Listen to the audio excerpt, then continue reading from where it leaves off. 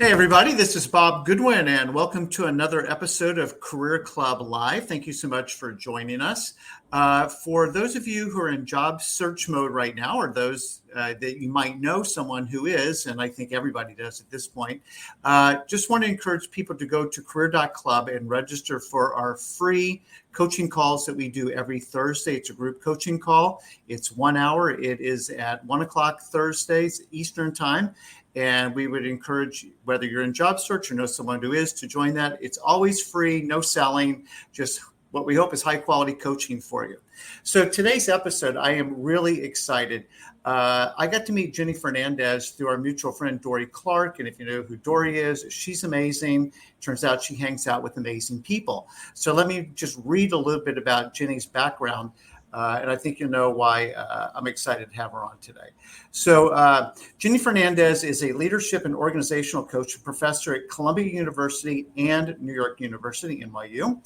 Jenny partners with organizations and senior leaders to enhance leadership effectiveness, instill accountability, and boost business delivery through collaboration, innovative thinking, and skill development. Jenny's got a really rich background as a former chief marketing officer and senior executive at a number of Fortune 500 companies, and she brings decades of industry experience. She's recognized as a top voice in executive coaching and leadership development and is dedicated to driving transformational change and fostering transformational growth. Join us as we dive into insights on career management, personal branding, and navigating the future of work. And with that, wow, Jenny, welcome. Thank you so much, Bob. And I'm very excited to be here with your audience. No, thank you. So this is great. I probably did a little bit of a disservice to all of your credentials, and I know that we'll get into some of this in just a minute. So as is our wont to do, if we could just do a few icebreaker questions so people can get to know you, would that be okay? Yeah, sounds fantastic. Thank you. Awesome. So very easy one to start off with. Where were you born and raised? Yes. So actually, I was born in the Dominican Republic, and I was in the Caribbean until I was 12. And then I transitioned to New York City, and this is where I have been for most of my life. Awesome. Very cool. So Dominicana, the Dominican accent crushes me. So instead of como está, it's like S's are optional with the Dominican accent. At least that's my experience. So now, we talked about that you're at NYU in Columbia, but where did you do your college work? Yes. So actually, I went to my undergrad to Columbia University, and I pursued 2 different degrees. I went to Columbia College, which is the liberal arts side of the university. And believe it or not, I actually pursued the least artsy major that I could find, which was math. And the reason for that was because I was just great at it. I love problem solving. I think you're going to see that thread throughout my career choices and my pivots. And then I also went to the engineering school, and there I did operations research, which you could say is the least engineering major I could find in the school. And what I loved about it, which is, again, this idea of problem solving. You're looking at the operations of a business, of a team, trying to optimize and get the best possible solution. So that has really, I think, impacted how I think, and even, frankly, how I write, which I could tell you more later. I think we'll get into that. And so just very quickly, just a little bit about your family.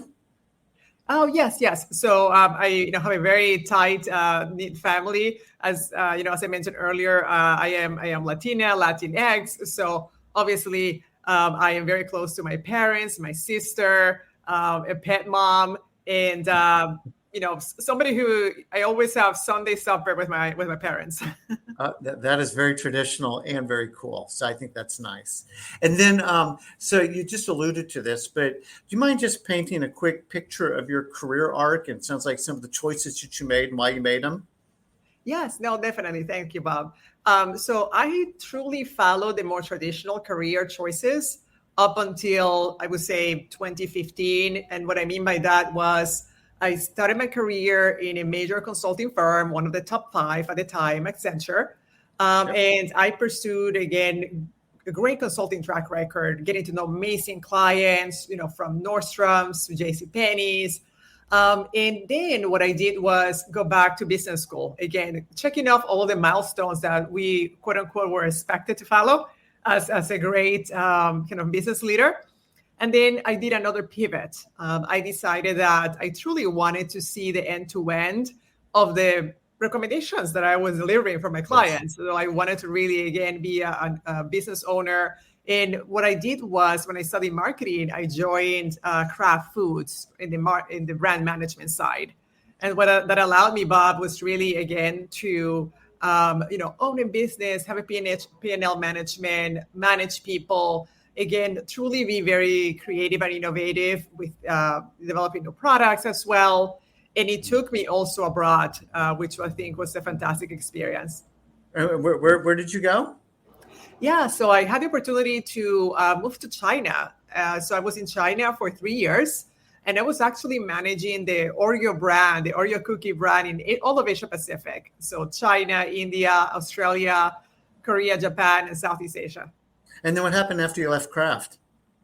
Yeah, so Kraft / Mondelez, it was kind of a company that got divided into two, that got divested. So after my time with both companies, I decided to join a service company, which was called Merlin Entertainments. It's a British company that actually focuses on attractions.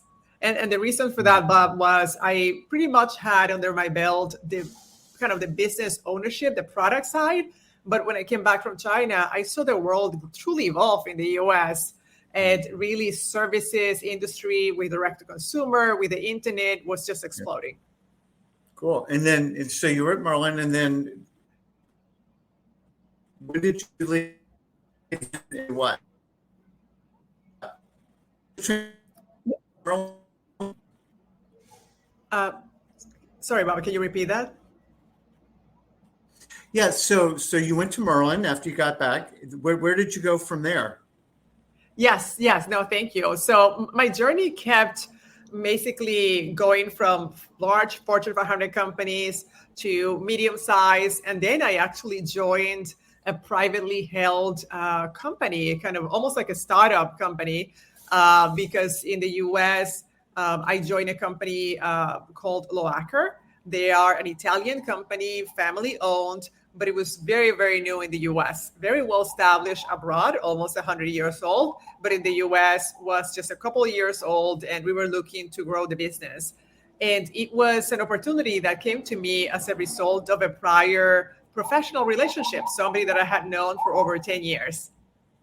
Okay, and then one of the things that I want to make sure that we don't skip past, so that people really kind of understand some of your credentials. You became associated with Marshall Goldsmith and his coaching and consulting business. Can you explain what that is and what that credential really means?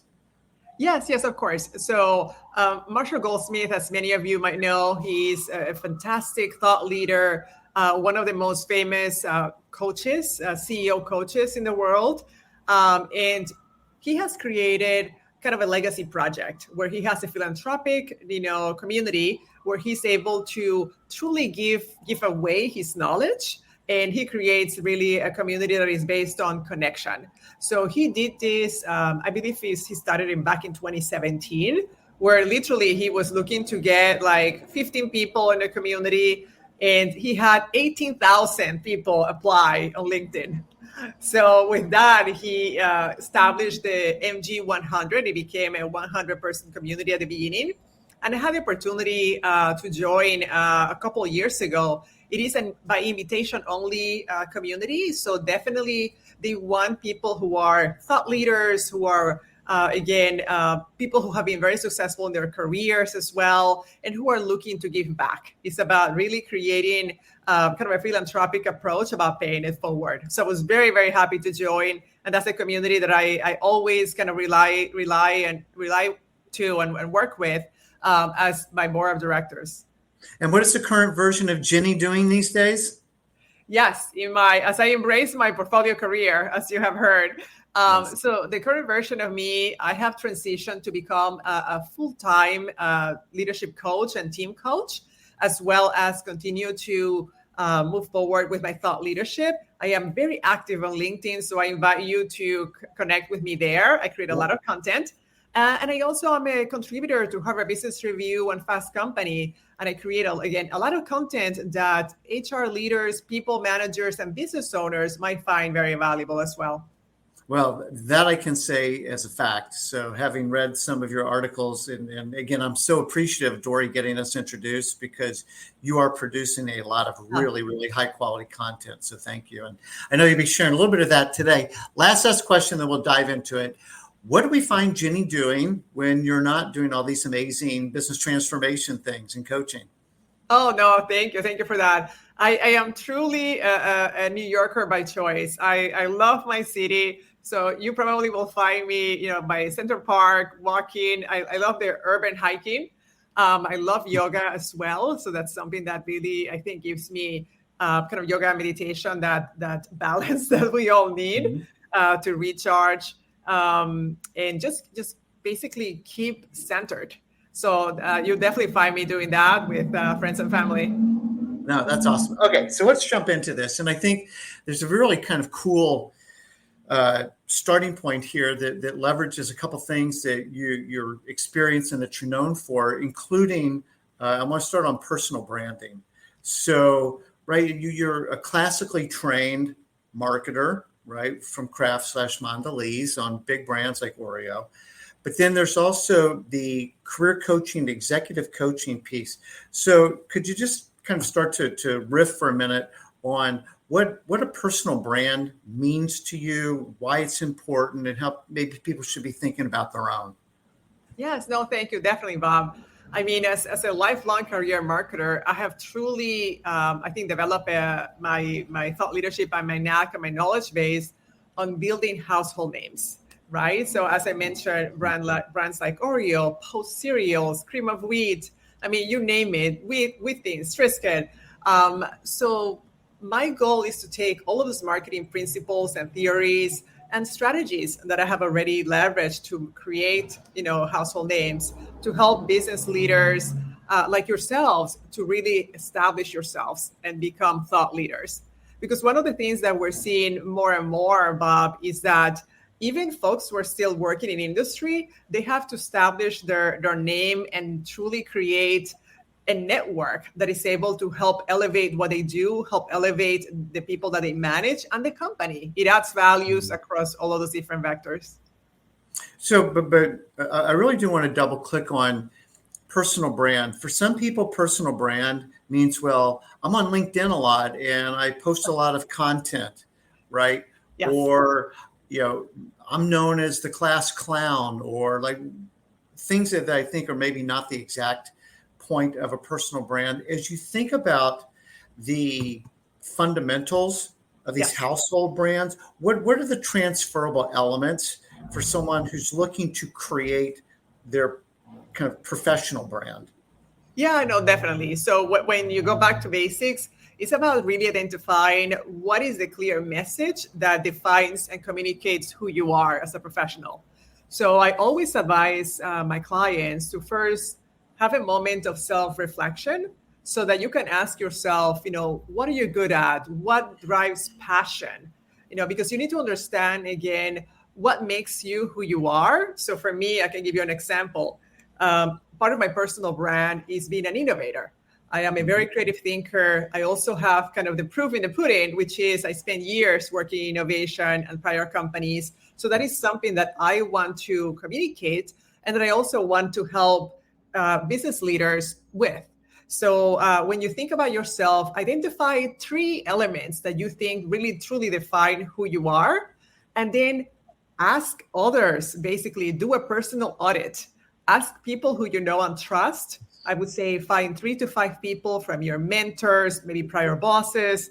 I would say not to ask family because they love you and they will not really be as honest and brutally honest as you need them to be. But you need people who are going to be honest and tell you what are the 3, attributes that come up for them when they think about you. This is a typical, actually, career question that you may get when you go into an interview. What does your manager think about you? What does your direct reports think about you? Yeah, and so I really appreciate you mentioning that, because I don't think enough people do that, and it's a very basic step. Yeah. And I think what you'll also find is that people see you at different stages of your career. They see you from different angles, depending on the kind of work that you were doing and how you contributed to projects and initiatives, during the course of your professional relationship.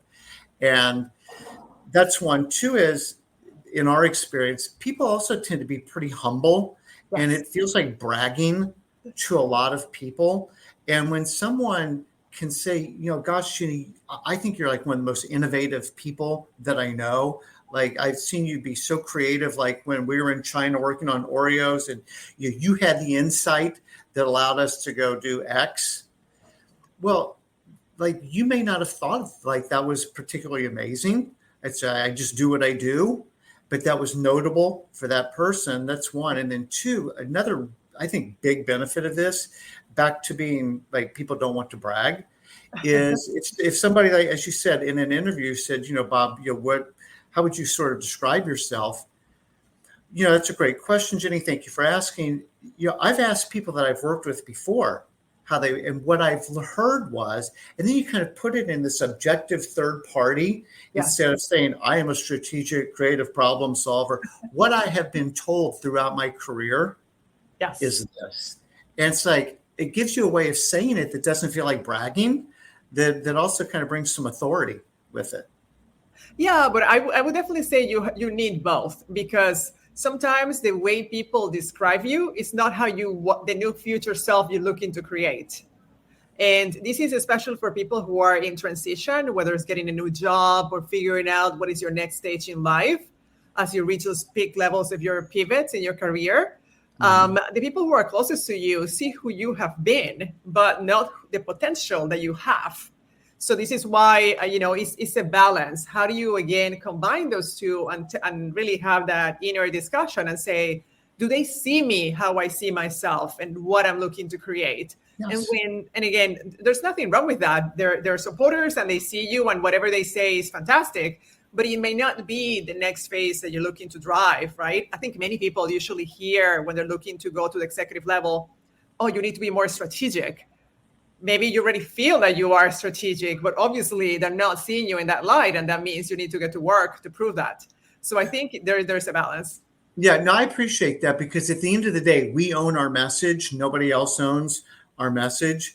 And to your earlier point, just like being strategic, well, maybe when they saw you, you were in a less strategic role, or your contribution that was required at that time might have been more tactical. And that's okay, because that was execution oriented. So, it's a great point that you're making. With respect to brand also, I like what you said, you've had this portfolio career, and sometimes people get stuck, and I'll give you my word picture for this in a minute, but should I talk about the consulting work that I've done, or should I talk about math? Should I talk about when I was a marketer? Should I talk about the coaching?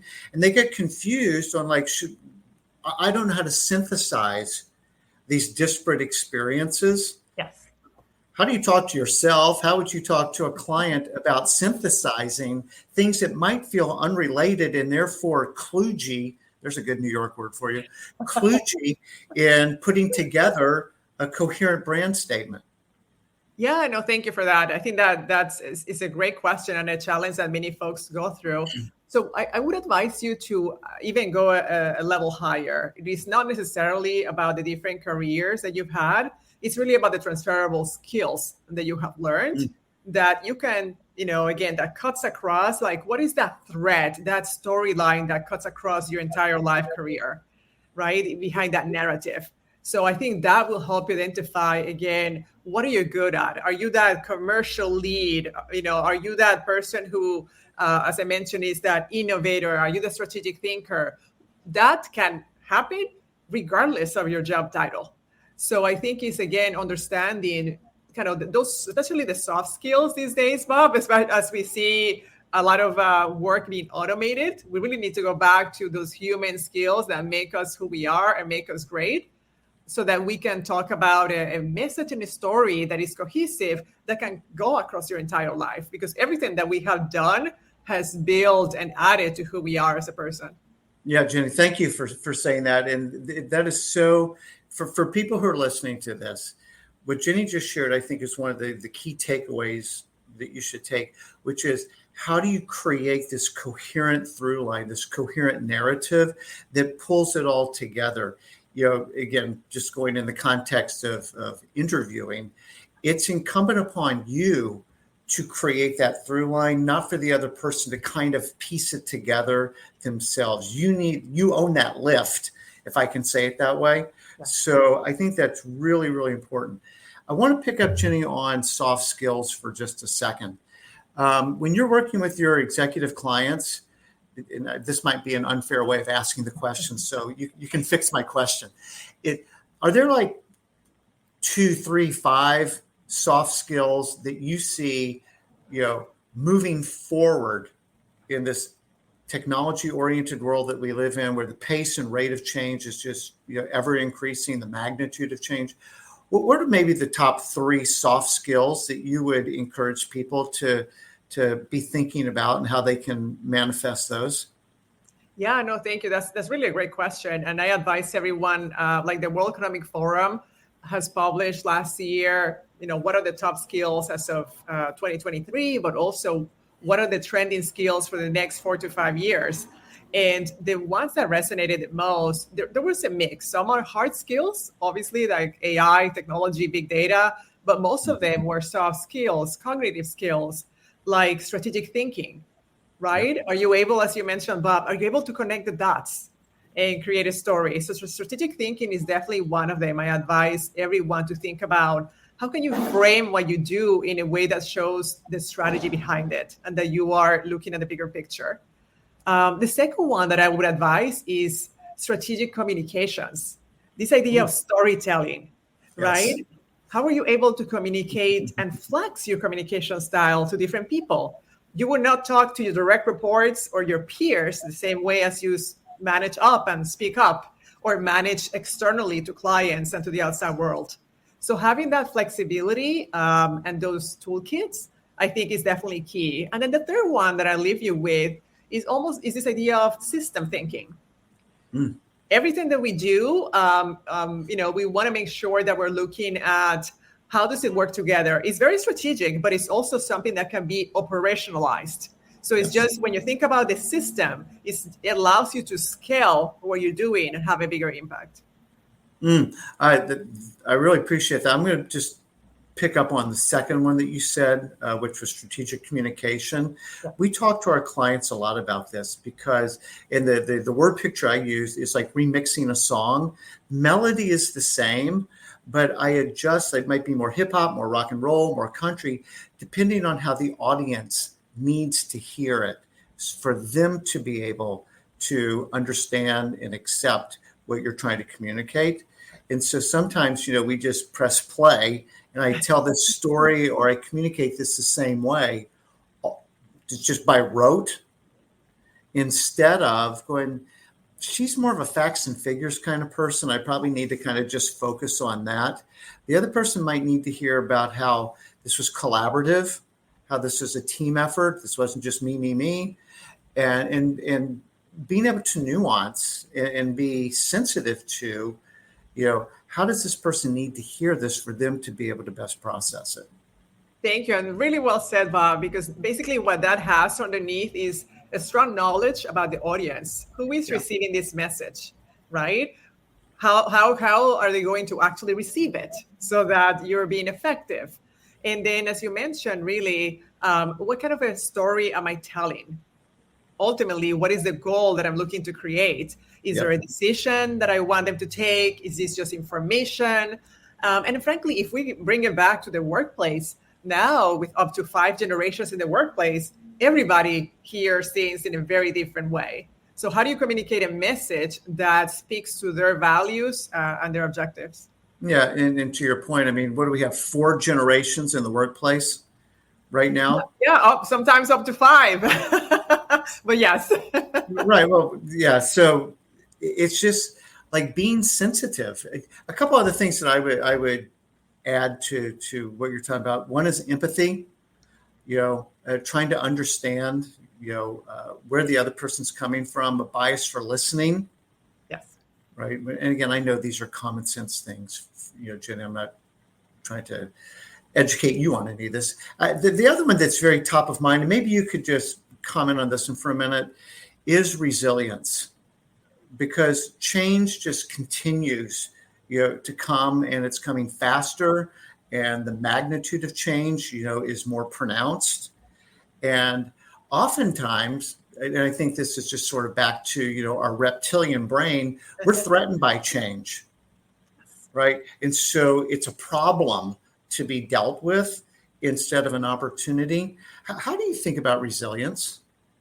Yeah, no, thank you. I think the traditional definition of resilience, right, has been being able to bounce back from a setback. Yeah. But I think, again, as you mentioned, Bob, change is coming at us because of technology advances faster and faster. And all of us went through the major change because of nature, right, with the pandemic a couple of years back. And to be honest, there was no going back. We now speak about, that was pre-pandemic. We have never and will never go back to what it was, even mentally. But what I think now we need to reset and redefine resilience in terms of, again, bouncing back. I see it as catapulting forward, right? We need to define what is the new future we want to create now, as we are in the onset of the fourth industrial revolution with AI. We don't know what the future is going to look like. So this is why I kind of work with a lot of my clients to really, again, go back to the basics, as you mentioned, when you were mentioning those different things, the empathy, etc. I was kind of writing down, we truly need to embrace being a lifelong learner, that growth mindset, so that, we may be at a stage where we don't no longer have life's milestones like business school or, a computer-based course. We now have to be the source. How do we create the learning moments, right? Those friction moments, so that we can learn and help ourselves and our careers be future-proof? I think that's something that we really need to embrace as we, again, continue to face so much change, so that we can be truly resilient. Well, I appreciate what you're saying. And I think this also, maybe we can start to pivot into career management, because I'm picking up on your point about curiosity and learning agility, because let's just say, for argument's sake, that we've sort of mapped out hard skills, soft skills, things like that, right? Some of that thread of who I am, to your earlier point. The second kind of circle it as we're building out a Venn diagram here is, what am I actually interested in? Like, what am I curious about? And you could disagree with this, I don't know, but I try and stop short of the word passion, because sometimes that sets an unrealistically high bar in people's minds that's unattainable. But what are you interested in? What do you care about? Whether it's a technology, a people group, a category of product or service, but something that you're genuinely interested in, because it's going to keep changing and you need to continue to learn about it. And if it's just a grind, like, I got to read this other thing because I have to, versus this is a topic I care about, I'm genuinely interested in this topic, you're going to stay on top of it because you want to stay on top of it, not because you have to stay on top of it. Yeah, no, 100%. Well said. It's about finding kind of the intersection of your career and something that is interesting. So that adjacency, because then if you're able to create something interesting with that intersection, then that potentially drives growth. I'll give you an example. I'm not even in that field yet, but healthcare has been strong and continuously growing. Mm-hmm. But now the biggest investors in healthcare are technology companies. And that is driving innovation through AI, faster, kind of production of medicine, et cetera.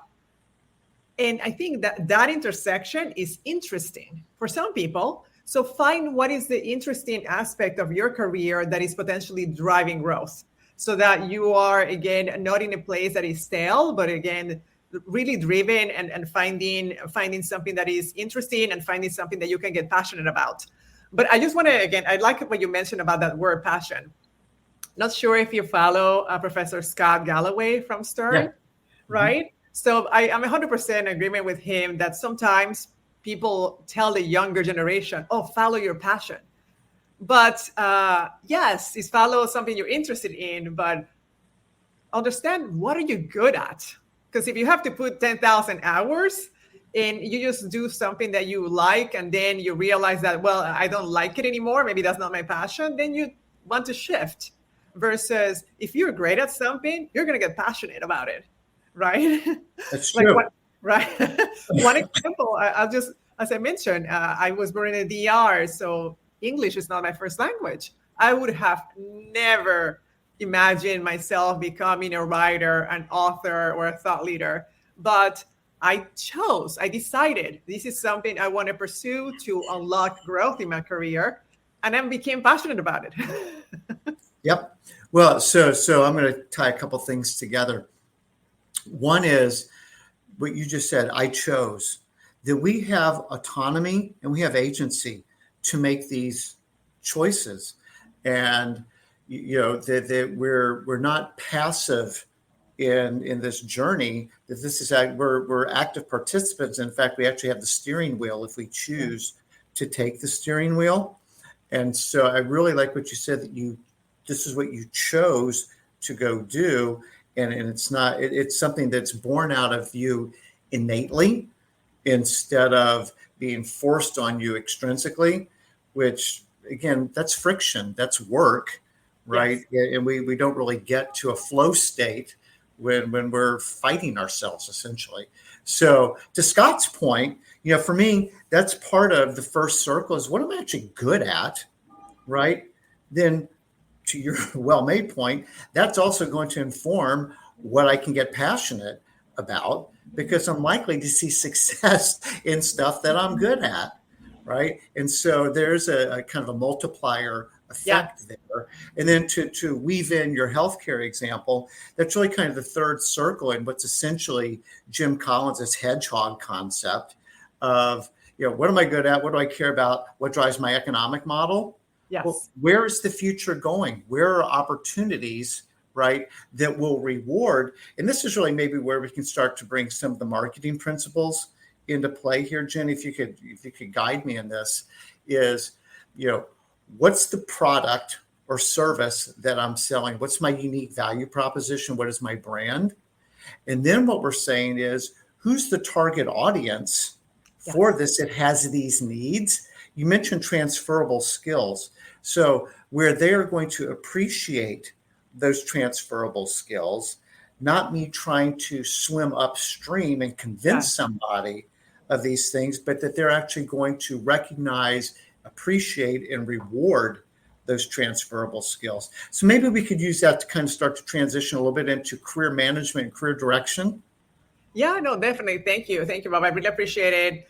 How you connected the dots. And for me, that growth aspect, I always challenge my clients and everyone to think about it as problem solution. There has to be a problem you're looking to solve for. And this is where the growth is. If there's no problem, and I don't know if you heard this, Bob, I usually talk about, you want to be the aspirin, not the vitamin. The aspirin I need because I have a problem. I may have a headache. The vitamin is a nice to have. You have to convince them. They might not do it. Is something we ideally all want, but reality don't really want to pay for it or execute it. So if you understand what is that problem, then and you match that back, am I passionate about this? Am I good at it? That I can be distinctive and differentiated from others. And then that will fuel itself because you're going to see success, right? Success attracts success. Yep. So if you were sitting down with an executive client and she is trying to figure out what she wants to do next, whether she's stagnating in her current role, losing interest in what her current company does, maybe she's in job transition and somebody pressed the pause button for her and she's getting reflective, how would you, maybe it's a young person, I mean, pick the scenario, but how would you kind of help people identify a process? You talked about frameworks, systems. How do you help coach people in this sort of identifying what the next 5 or 10 years should look like? Yes, no, of course. So I think it goes back to where we started, really having those self-reflection moments to understand and ask yourself, what drives me, what is of my interest or, quote unquote passion. But frankly, also it has to, where do I have my achievements? Because you always need the proof, right? I cannot say I want to be a pianist if I've never even sat down to play the piano. So where have you built that proof so that you can again truly say, I am good at this. This is something that drives me. And I go back to your Venn diagram, really, I guess, marrying back to, do I have the brand that supports that? Because in order to build that, what's next, you need to create both a push and pull strategy. People need to be looking for you, recommending you, referring you. So with that means that you need to be part of the conversation. You need to be contributing, telling people, what are you an expert in? What can they count on you for?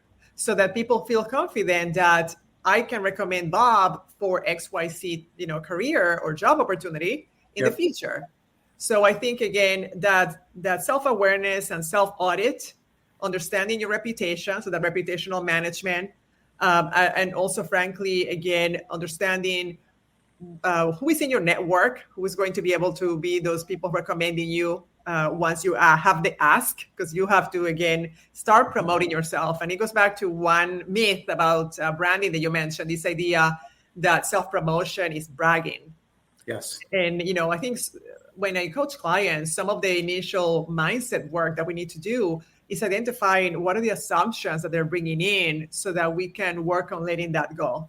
Because many times we're the ones that are closing the door. Nobody has closed the door because we haven't even asked.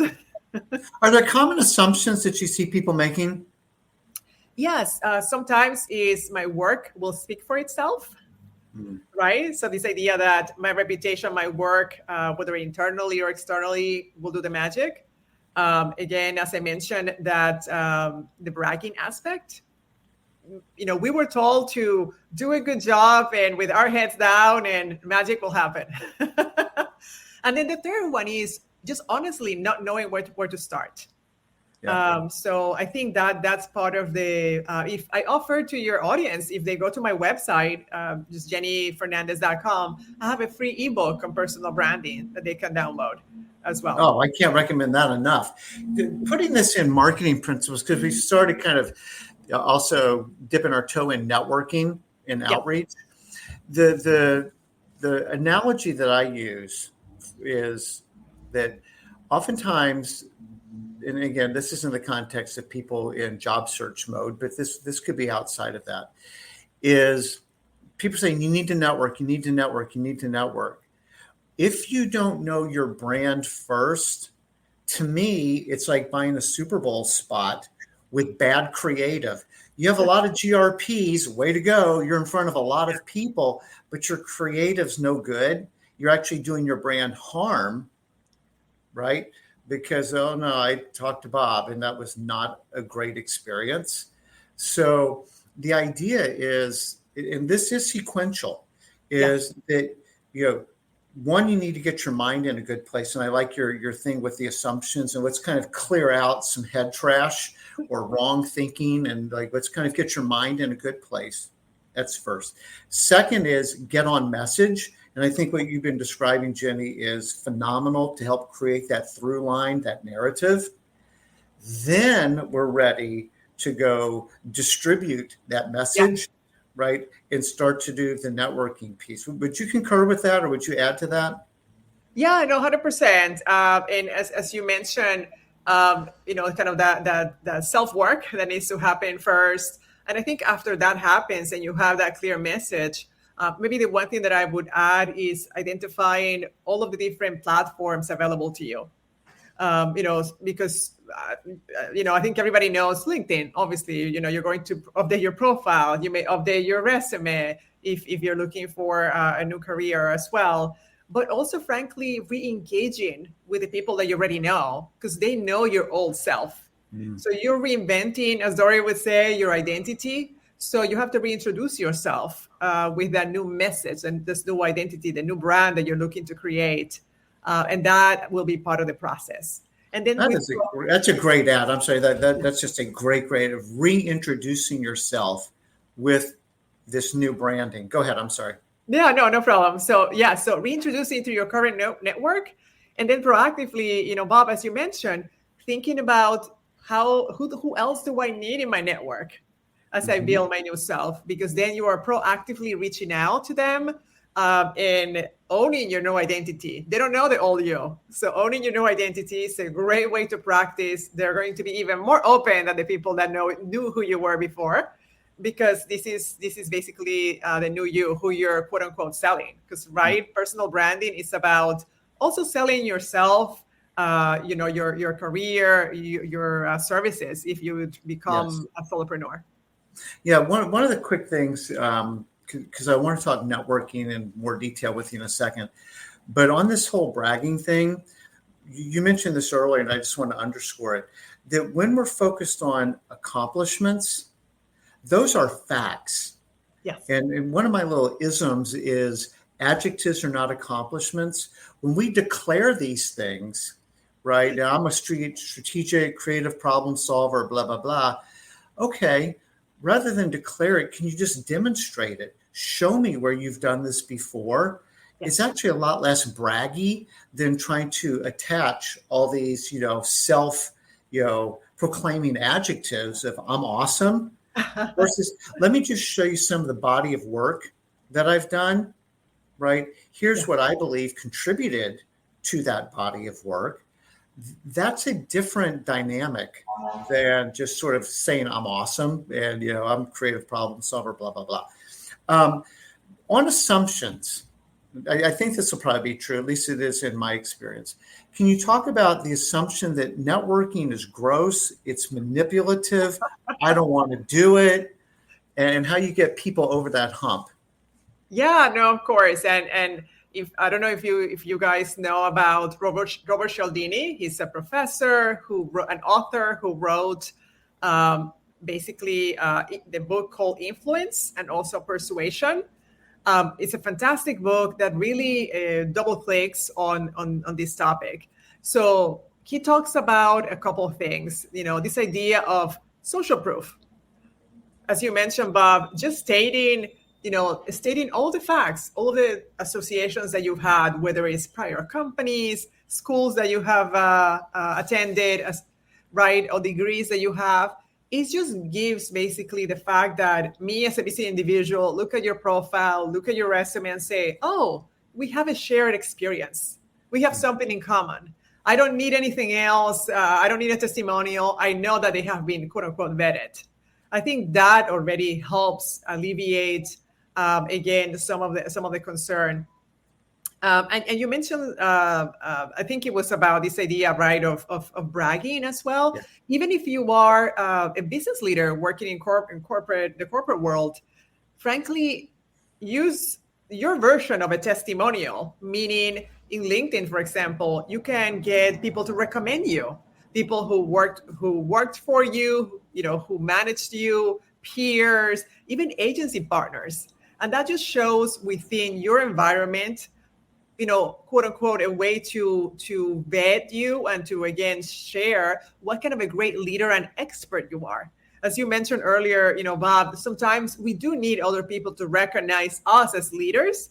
And then, like we always say in marketing, and you mentioned earlier, show them. Don't tell me, show me. Whenever you have, for example, in LinkedIn, a section about your career, show them the great things that you created. You can use media to share what you did. You can even obviously quantify, but if you're able to show them in real life something that they can connect with, it just makes it more memorable, insightful, and something that everyone can relate to. So what I want to start being mindful of the time here for a second. With just, if you were coaching somebody to think about how to have the most productive, quality networking call with somebody, what would some of the principles be that you would share with them? Yes. So in order to make, as you mentioned earlier, in order to make networking sound less dirty, really, I'm a big fan of Adam Grant. So I always recommend to approach any networking conversation, or even a LinkedIn outreach, right? A little message that you have, just again to communicate, what do you have in common? Why do you think that it will be great for you both to connect? So with that, it's just a little research, looking in detail at their LinkedIn, or even doing a Google search and say, oh, I see that we have a shared network. We have a passion for marketing or leadership. I see that if we have similar associations, went to the same school. Identify something you have in common. Or frankly, just admire the work that they're doing, because at the end of the day, you have to give them a reason. Why are you interested? And look at it as a long-term event. You're not going to ask them for 15 minutes, a coffee chat, a job, a referral. That's a big no-no. That's a red flag. Nobody's going to accept that networking. It's really about first being curious, try to get to know that person. What do they stand for? What are they interested about? So that as you continue to build that long-term professional relationship, you then can have, truly a point that is a commonality. And then later on, maybe you can ask those 15 minutes, that recommendation, and really truly get to know them at the personal level. Yeah. So two things that really stand out to me, one, or maybe three: authenticity. Right. Yes. Again, that's what takes, I like the word, that's what takes the dirtiness out of it, is I'm being genuine. That this is an authentic outreach. I'm not trying to be a bad person, because I'm not a bad person. I genuinely, admire your work, or whatever you say. Two is, we'll do our third name drop on Dory. This is the long game. This is playing the long game, right? And that it shouldn't be transactional. We are building relationships. We're making new friends. We're not trying to just use you for something, which leads to the third point. You mentioned Adam Grant. I thought you were going to say give and take, right? So for a relationship to be healthy, right, you can't be a net taker, right? So I believe that one of the real big unlocks in networking is to be very intentional about looking for opportunities to add value to them. How can I be of help to you, Jenny? What does help look like for you?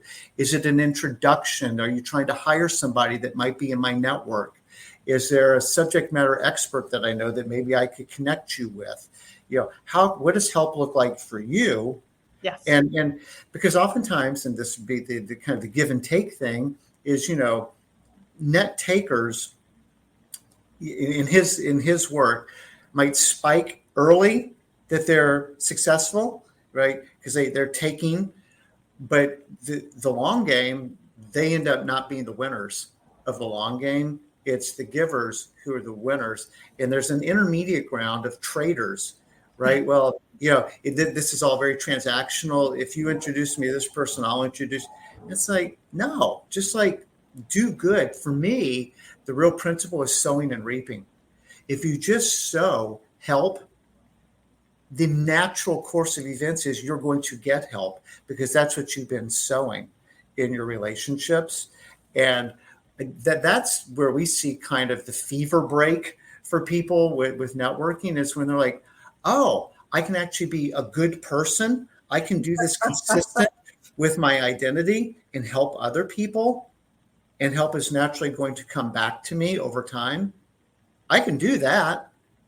And that's where we've seen people have success. Yeah, no, thank you, Bob. And I'll add a couple of things to that. It's part of actually Dory's the long game, which is just having strategic patience. Meaning sometimes we go about networking when we actually need something. And this is where we have to be patient and understand that we need agency when it comes to networking. Start now, even if you don't need anything, even if you're super comfortable in your work, in your job, in everything you have. Because if you wait until you need it, then it's already too late, right? Like dig the well before you're thirsty. So I think that's just something that I advise folks. And I just want to acknowledge something else that I guess 2 points that networking may be challenging for introverts. So again, Dory is an introvert herself. This is something that, you need to manage your energy. so that you do it in a place and in a platform where it's going to work for you. And then the other one that I would say is kind of the gender difference, that women or people who identify as women we're great at building relationships, but we may not be great at being strategic about using our relationships. And again, it's not about being a taker, but it's about ensuring that you are being strategic, that you're surrounding yourself with a network that you're going to need, that is going to inspire you, that is going to keep you accountable to get you to where you want to go. Jenny, amazing ads. I have really enjoyed our conversation. Is there anything that you would like to leave our audience with? And then two is, if people want to learn more about you, your work, how to connect with you, what's the best way to do that? Yes. No, thank you so much. Yeah, no. So I'm a huge fan of using, as I mentioned, all of these great marketing principles and personal brand building to help, the audience like you, frankly, to be more effective leaders. You don't have to be a solopreneur, but you really need to understand how building your personal brand is going to help you even within your company, because that's, people hire and promote people who they know and like. So those decisions that are happening, you need to have more than one person, more than one ally in the room.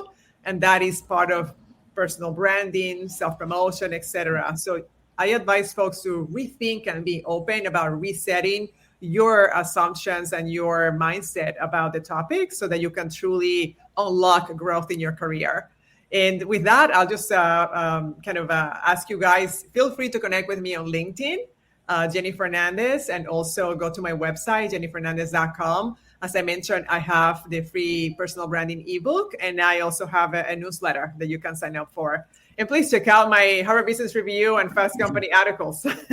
Well, Jenny, you are a content machine. It's all super high quality. That's why I was so pleased that we got introduced. I've gotten to know you here a little bit.